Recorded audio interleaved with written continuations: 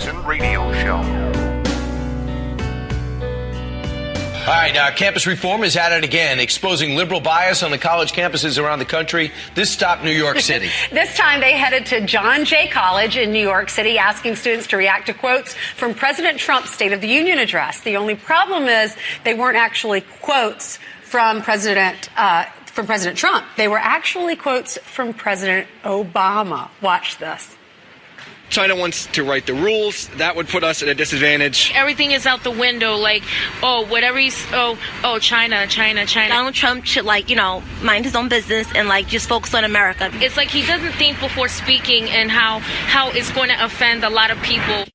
Joining us now is Media Director for CampusReform.org and the man behind those videos, Mr. Cabot Phillips. Cabot, good to see you again. So what'd you do? Tell us what happened. We went to campus. We wanted to test what students thought of President Trump's State of the Union, but we wanted to see if they actually were giving him a fair shakedown or if they were committed to hating whatever he said, and what they would think of the words of someone who they all beloved, which is President Obama. Person after person said that all of the quotes we were giving them were racist, they were short-sighted, they were evil, and then we told them it was President Obama. They were quite shocked, and they weren't too happy with me.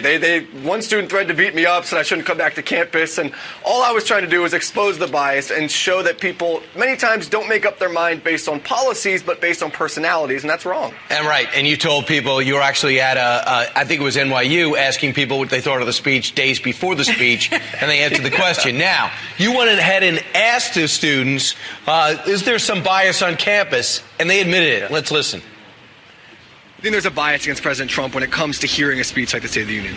I do think there's a bias. I guess bias is really bad in general. Just because you don't agree with it doesn't mean it's not right. I am definitely not a huge fan of him. However, I think being closed-minded is probably more dangerous than anything he could do. That's interesting. Cabot, go ahead. Yeah. I thought it was encouraging, at least, that students were somewhat willing to admit their bias. And that's what it's going to take for people to look at items, look at policies objectively, and then make up their mind. But this really does start in the classroom, where professors have created an environment. Everything dealing with President Trump has to be evil, and everything with President Obama is taught to them that it was great, it was wonderful, it was all sunshines and rainbows. And that's where I think this comes from. And that's what we've covered extensively at Leadership Institute's Campus Reform, that innate bias on campus. And we need to expose that so that we can start to change it. Welcome back, everybody. Kevin Jackson. It's Kevin Jackson Show. KJRadio.com, 844-551-8255. That's an interesting clip to me for a few reasons. One is what the guy says when I ask these people these questions about the State of the Union and then reveal to them that they weren't Trump's answers and they weren't Trump's comments. They were Barack Obama's. They got mad. Some of them got mad. One guy says you shouldn't come back on campus doing that. And I want you to think about the mentality of somebody who you've been tricked and they go, okay, nope, that was President Obama. And then you're like, well, you just tricked me and you got me to say the thing that I wasn't supposed to say. I want you to think about what it takes for you to be mad about that. You have been informed that you've been wrongly thinking of something, of somebody, and instead the other person said it. So you've been educated. Somebody has actually imparted knowledge upon you, and you're mad. When does that happen? Look, I get it. You're arguing a point with somebody. I know that's the actor that was in that movie. No, it isn't. It is. It was Doogie Howser, and it looked just like that boy. And then somebody goes, no, that was a son. That was De Niro's son, Chachi or something. And oh, okay. All right then. Well, I get it. It's embarrassing a little bit. When it's just nonsense. I put the thing over in the corner. It's not in the corner. I swear it's in the corner. If I come over there and look in the corner and it's not there. Oh, here it is. We've all done this. I mean, look, if you're a human, I guarantee you, and you're over the age of 20, you've had a situation like that where somebody goes, no, you're wrong. It could have been the carburetor that was in a 1967 GTO, or, how many points past center. You have to put the points in the tap in the spark plug. I don't want to pretend like I know something about the motors, but the point is, in some place in your life, somebody's come along and said, nope, that's wrong. And geez, if you got a smartphone, you've pretty much learned to keep your mouth shut, because no matter what you say, somebody can go boop boop. Nope, that's wrong. I just Googled it. So it's happened on college campuses. A guy goes out, plays a little trick on some students, says, hey, in President Trump's State of the Union, blah blah blah. Oh, that's awful. He should just shut up and leave things on. That was Obama. I'm just going to leave. And they're mad. And look, I can tell you a lot about college campuses because I got my fellowship at the Robert J. Dole Institute of Politics. And I went class to class getting people to come to the fellowship. And I can tell you, there was only one professor of the, roughly dozen that I went to their class to invite the students to come visit, me and Joseph Phillips for our fellowship. There was only one class, one professor who said, I'm encouraging my students to go, Kevin. It was a black woman, political science, believe it or not. She was the one who said, go to it. And I came to her class. It was the most inviting. I spoke. They asked questions. I was shocked. But all these white professors, and particularly white male professors, let's just call them eunuchs, okay? These guys fought us tooth and nail.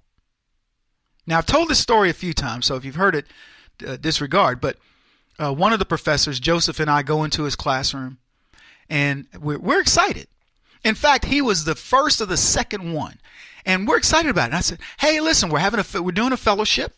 It's going to be over at the Annex building, and we're explaining. And I said, we're going to be explaining black conservatism. And the professor interrupts and says, oh, he's a man. And he goes, if I'd known you were conservatives, I wouldn't have even let you into the classroom. And I didn't skip a beat. I said, see, class, if it doesn't matter what political ilk you are, you're welcome to come over and be part of our fellowship. See what we talk about. Because we're going to explain to you why the black conservative exists. I said, but your professor here, he's already given you a hint about himself. He doesn't want you to learn anything except what he wants you to wants to teach you. He's going to give you biased information. I invite your professor to come over and debate with us on black conservatism. I said, he's a white dude. I go, he obviously knows a lot about it, right? And I'm pointing at him, and the class chuckles, but it was funny. They kind of were like, they didn't like laugh outright. It was like, oh, can we laugh? It was I wish we could have filmed this, honestly. So the guy says, he wants to interrupt, and I'm disregarding him. I said, but here, and I left it like this. I said, so here's the deal. Your professor wants to teach you one thing, his thing. He's completely biased. He's already said that. I will explore his point of view, which is probably what your point of view is. And then I'm going to give you something else to think about, because that's all I want to do is I want to make you think. Joseph and I want to make you think about why we exist, because he says we don't exist. And when he does admit that we exist, he says we're evil people. We're vile. I beg to differ.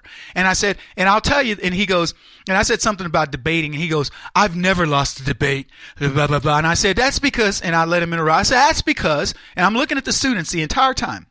I go, your professor's never lost a debate because he's never had to debate. He lives in an echo chamber of ignorance. And if he were to debate me, I said, here's what's going to happen. If he dare take me up on this, I'm going to have a platter made, engraved, and it's going to have his butt on it because I'm going to hand it to him. And we left the class. That's what happens. The second part of this campus interview. So I want to go back to just real briefly recap. The guy gets mad. One of the guys gets mad because he's been educated that his view on President Trump was wrong, and that the view that who he should be mad at should be Obama. That rocks his foundation. So he's like, we ought to kick your butt, man. You shouldn't be coming back on campus. He's telling you what that campus temperature is. Now then the second part of it the interviewer says, well, is it biased against Trump? And he says they readily admit they're biased against Trump. I want you to think about that from a leftist perspective. These are the people that call themselves tolerant, right? They readily admit we're biased. We're tolerant, but we're biased. Really. So here's what I always look at. What's the divide between where you are and where we need you to be? They do recognize their bias. They recognize they're wrong and they're mad. That's step one. That's stage one. They don't want to admit it. Because what's the first step in the 12-step program? I'm an alcoholic. Yeah. And this is my name and I'm an alcoholic. Or I'm a drug dealer or drug addict, whatever. So we're very close to beginning the 12-step program. And that's where we have to start. I don't know that asking those questions is going to do it, but somehow we've got to figure this out as a society. Kevin Jackson on the Black Sphere Radio Network. Do you owe back taxes to the IRS or state? The secret to avoiding the IRS nightmare is to seek professional representation. My friends at Security Tax Associates provide the most cost-effective and ethical representation in the industry while helping to avoid seizures, levies, and wage garnishments. Security Tax Associates is here to ensure that the appropriate steps are taken to permanently eliminate any possibility of future tax burdens once and for all. For a free, no-obligation consultation, contact Security Tax Associates, 844-779-4177. That's 844-779-4177. 844-779-4177. Or visit them at securitytaxassociates.com.